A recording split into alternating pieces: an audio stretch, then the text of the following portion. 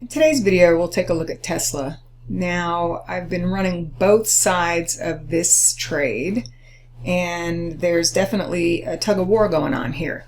Now, it starts with the only bullish setup is a counter trend setup that comes in off of the weekly chart, and it comes from, taking the symmetry of some of these, prior swings and comparing it to the most recent decline.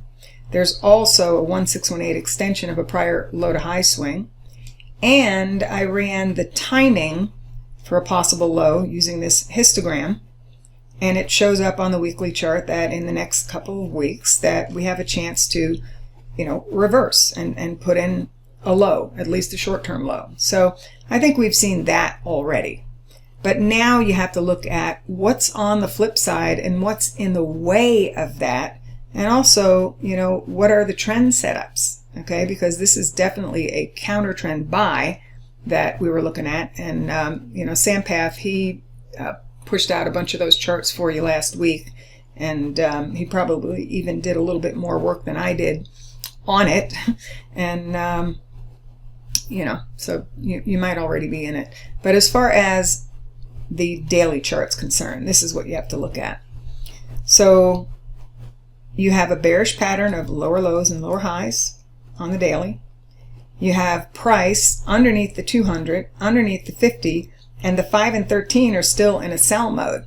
Okay, but within this, we did see a rally off of this last support, which was also on top of the weekly support, and there was also, actually I'm labeling the wrong level there, but once we took out this prior swing high, that kind of confirmed at least this little double bottom here.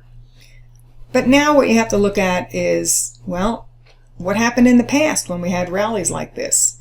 Well, I took all of these prior swings and swings inside the swings and projected them from the low. And what you now have to watch, if you took the counter trend buy, is the resistance and the areas where it might fail. Because the trend setup would be to look at a short against one of these areas, okay?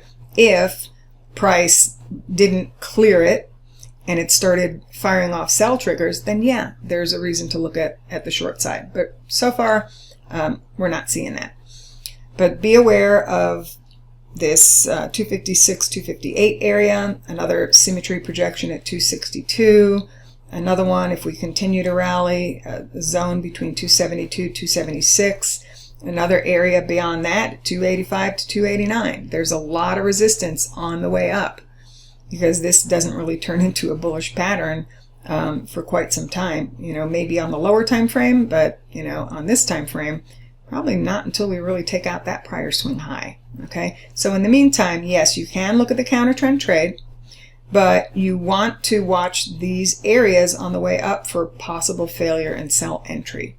Take this work from one decision to the next, because honestly, I don't know if we're just going to continue to rally from this weekly, daily support and clear this resistance, or if we're just going to see a similar corrective rally and then the market rolls over again.